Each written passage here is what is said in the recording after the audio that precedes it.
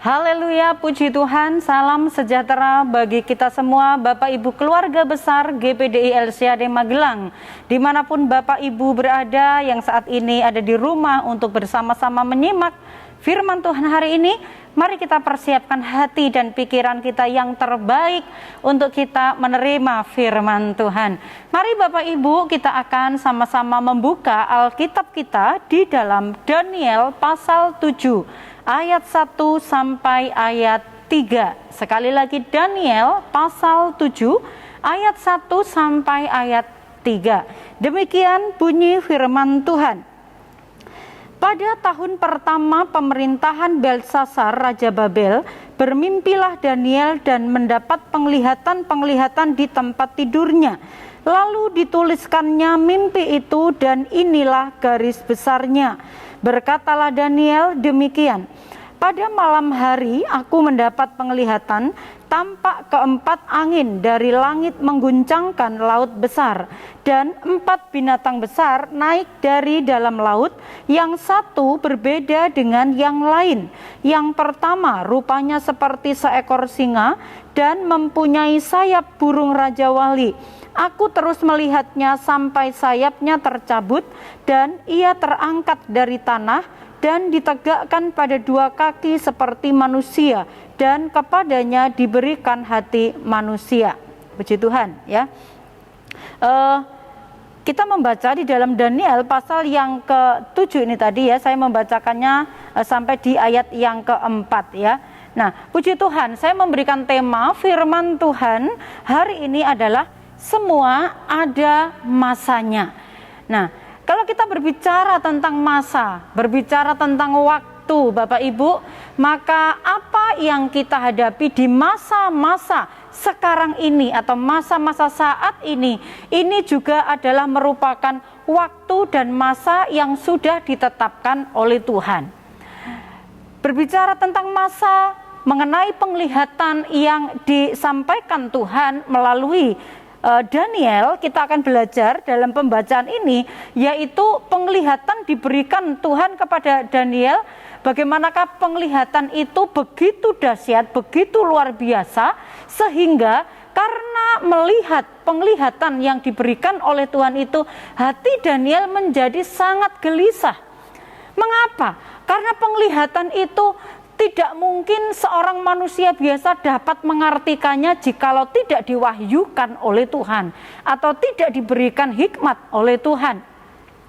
Dan malam itu ketika Daniel mendapatkan penglihatan itu, dia dikatakan juga merasa gelisah hatinya karena penglihatan yang luar biasa. Nah, penglihatan yang Daniel dapatkan ini adalah berbicara tentang hal-hal yang akan terjadi di masa yang akan datang. Tuhan memberitahukan rahasia besar kepada Daniel di akhir zaman. Tujuannya adalah ketika firman atau nubuatan-nubuatan yang disampaikan Tuhan kepada melalui Daniel ini adalah tentang firman Tuhan, itu supaya disampaikan kepada umat-umat Tuhan. Karena ada rahasia besar di akhir zaman yang harus disampaikan kepada umat-umat Tuhan. Nah, masa yang kita alami saat ini juga sudah dirancangkan Tuhan, yang disampaikan kepada nabi-nabi perjanjian lama. Pada waktu itu mereka juga menubuatkan ya, bagaimanakah rahasia tentang kehidupan selesainya mereka, dan itu kita alami sampai saat ini, di mana apa yang kita hadapi hari ini, yang kita hidupi hari ini, masa sekarang ini adalah masa yang sudah dirancangkan Tuhan dan juga bahkan dinubuatkan oleh nabi-nabi pada sebelumnya. Nah, penglihatan yang Tuhan sampaikan kepada Daniel ini pun masuk di dalam rancangan-rancangannya Tuhan, yaitu mengenai keadaan atau situasi zaman akhir. Tujuannya adalah kenapa Tuhan memberitakan, menyampaikan nubuatan itu melalui Daniel, supaya setiap umat-umat Tuhan yang melihat keadaan dunia, mendengar firman Tuhan, belajar firman Tuhan, dan khususnya di dalam kitab Daniel ini, maka umat-umat Tuhan atau kita yang hidup di zaman ini, kita boleh belajar apa sih akhir dari akhir zaman yang dibukakan oleh Tuhan melalui penyampaian firman Tuhan, yaitu penglihatan yang disampaikan melalui Daniel ini. Masa sukar yang kita hadapi sekarang itu adalah akan terus berjalan maju untuk menggenapi setiap firman yang sudah disampaikan oleh para nabi pada zaman dahulu, sampai pada akhirnya tiap firman dan firman itu digenapi sampai penggenapan di akhir dari akhir zaman. Dan itu disampaikan melalui penglihatan Daniel yang kita bahas pada hari ini. Penglihatan Daniel di dalam pembacaan tadi ya, ayat 1 ayat 1 sampai ayat yang keempat tadi ya. Nah, penglihatannya itu ada 4 binatang. Nah, kemudian di ayat yang keempat sampai ayat yang ke-7 di situ beserta ada keterangan-keterangannya ya. Nah, ayat yang keempat sampai ayat yang ke-7 mengenai penglihatan Daniel ini, ada 4 binatang yang keluar dari laut dikatakan. Pertama, binatang itu seperti seekor singa. Yang kedua, binatang itu seperti beruang. Yang ketiga, binatang itu seperti macan tutul. Yang keempat, binatang itu tidak disebutkan namanya, tetapi dijelaskan di situ, yaitu sangat berbeda dengan yang lain. Dia sangat mengerikan, dia sangat menakutkan. Ada 4 binatang ya. 4 binatang ini menggambarkan tentang 4 kerajaan besar di dunia, yaitu kerajaan Babel, kerajaan Media Persia, kerajaan Yunani, dan juga kerajaan Roma. Nah, mengapa Allah memakai binatang untuk menggambarkan ke-4 negara ini ya? Nah, kemungkinan besar adalah ke-4 negara ini memiliki karakter seperti binatang-binatang buas yang disampaikan di dalam penglihatan daripada Daniel ini.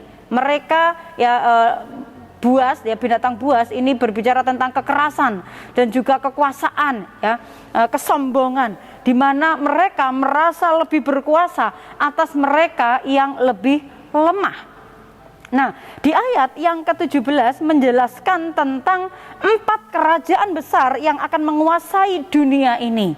Artinya apa? Kalau 4 kerajaan besar ini menguasai dunia, berarti bangsa-bangsa lain kelak akan ada di bawah kekuasaan mereka. Ya, ayat 19 sampai ayat yang ke-25, binatang yang keempat itu adalah binatang yang paling mengerikan, dikatakan adalah kerajaan Antikristus ya, Antikris di mana lebih kuat dari kerajaan apapun, dan dia akan memerintah dengan gada besi, dia akan penuh dengan kejahatan, dia akan melakukan segala hal seperti yang mereka inginkan dan semua harus tunduk kepadanya. Bahkan kalau kita melihat di situ akan ada penyiksaan, akan ada kekuasaan yang begitu mengerikan, semua harus tunduk kepadanya. Tetapi di ayat yang ke-26 sampai ayat yang ke-27, Tuhan menjanjikan akan ada kerajaan yang baru yang akan dipimpin oleh Tuhan sendiri, anaknya yang tunggal, Sang Mesias, yaitu Tuhan Yesus sendiri bersama dengan orang-orang kudus. Ya, pemerintahan yang kekal, segala kekuasaan dunia akan tunduk dan mengabdi kepada mereka. Kalau tadi sebelumnya terjadi ada kerajaan antikris di mana mereka akan menguasai dunia ini, mereka akan menaklukkan seluruh bangsa, bahkan akan banyak orang-orang kudus yang juga akan mengalami penganiayaan yang mereka tidak disingkirkan ya, yang tidak sungguh-sungguh kepada Tuhan akan tertinggal dan mengalami masa yang sukar itu. Tetapi di ayat yang ke-26 sampai ayat 27 Tuhan akan memberikan kerajaan yang baru yang akan dipimpin oleh Tuhan Yesus sendiri ya. Nah, Tuhan memperlihatkan masa depan kepada Daniel ini, masa-masa yang sangat menakutkan tentunya mungkin bagi kita secara manusia, Bapak Ibu ya. Tetapi tujuannya adalah karena Tuhan itu sangat memahami penderitaan umat-umatnya, orang-orang kudusnya. Karena Tuhan mengasihi umat-umat itu. Oleh sebab itu bahwa memang akan bangkit 4 kerajaan besar yang akan melawan Allah dan menindas umat-umat Tuhan. Namun melalui mimpi Daniel ini juga Tuhan menyampaikan bahwa Allah akan melindungi umat-umatnya, dan ketika kerajaan baru yang akan dibentuk oleh Tuhan sendiri, dipimpin oleh Tuhan sendiri, itu akan menjadi saat di mana Tuhan akan menghukum bangsa-bangsa dan menyediakan suatu kerajaan yang tidak akan pernah berakhir bersama dengan umat-umat Tuhan, bersama dengan anak-anak kudus kepunyaannya Tuhan, dan kita akan bersama-sama memerintah bersama Tuhan Yesus. Nubuatan yang disampaikan oleh Daniel ini adalah firman Tuhan, dan kalau kita tahu firman Tuhan, ya dan amin, firman Tuhan itu pasti akan digenapi pada masa yang akan ditentukan oleh Allah sendiri. Dengan demikian Bapak Ibu, bahwa yang perlu kita perhatikan bukan masalah kapan masa itu datang, kapan masa itu akan terjadi, sehingga kita sibuk mempermasalahkan itu ya. Tiap-tiap gereja mungkin memiliki pandangan yang berbeda-beda, dan kemudian akhirnya terfokus kepada hal ini. Hal ini tidak begitu penting ya Bapak Ibu, meskipun penting tapi tidak yang terpenting. Tetapi yang terpenting adalah bagaimanakah kita mempersiapkan diri akan masa itu. Kita tidak tahu, secara tepat tidak tahu, tetapi firman Tuhan sudah memberitahukan bahwa di akhir zaman, akhir dari akhir zaman, hal-hal yang tertulis di dalam Alkitab, bahkan nubuatan dari Daniel ini akan terjadi. Yang terpenting bagi kita bukan mempermasalahkan waktunya, kapan akan terjadi, tetapi bagaimanakah kita mempersiapkan diri akan kedatangan hari itu. Yang perlu kita persiapkan adalah iman kita. Firman Tuhan berkata di dalam Lukas pasal 18 ayat 18b, di sana dikatakan, akan tetapi jika Anak Manusia itu datang, adakah ia mendapati iman di bumi ini?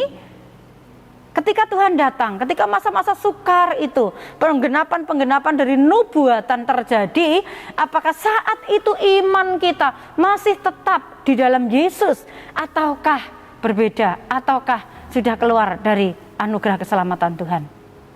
Yang kedua adalah yang perlu kita persiapkan adalah, kalau tadi kita harus tetap memiliki iman, maka selanjutnya adalah tetap teguh, tidak goyah. Dikatakan dalam 1 Korintus 15 ayat 58, karena itu saudara-saudaraku yang kekasih, berdirilah teguh, jangan goyah, dan giatlah selalu dalam pekerjaan Tuhan, sebab kamu tahu bahwa dalam persekutuan dengan Tuhan, jerih payahmu tidak sia-sia.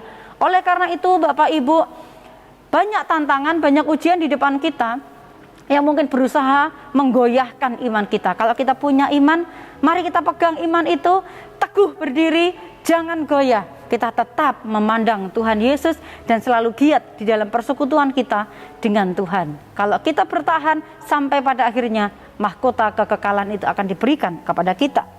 Kemudian yang perlu kita persiapkan lagi yang sangat penting adalah kita hidup di dalam kekudusan. Dalam Ibrani 12 ayat yang ke-14, di sana dikatakan, berusahalah hidup damai dengan semua orang dan kejarlah kekudusan. Sebab tanpa kekudusan tidak seorang pun akan melihat Tuhan. Kalau kita mau melihat Tuhan, mari kita terus berusaha mengejar kekudusan. Kalau hidup kita kudus, kita akan melihat kekudusan daripada Tuhan terjadi dalam kehidupan kita.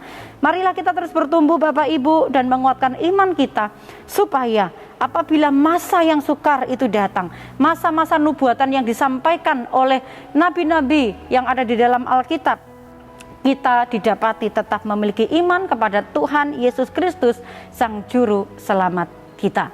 Haleluya. Tuhan memberkati, kiranya kasih karunia Tuhan, kekuatan iman terus ada bersama dengan kita, bersama dengan Bapak Ibu Saudara, untuk terus mengasihi dan mencintai Tuhan Yesus Kristus. Mari kita akan sama-sama tundukkan kepala, kita akan berdoa.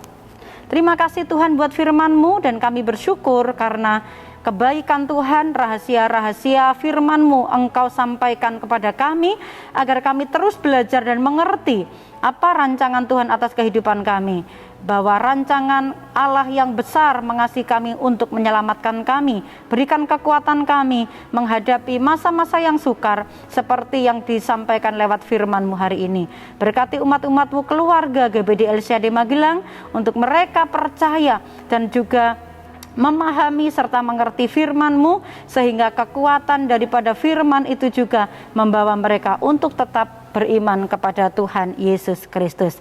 Ia menyegarkan jiwa keluarga GBD LCAD Magelang. Ia menuntun keluarga GBD LCAD Magelang di jalan yang benar oleh karena namanya. Kami bermazmur, kami bersyukur kepada Tuhan. Terima firman-Mu dengan sukacita dalam nama Tuhan Yesus Kristus. Haleluya. Amin.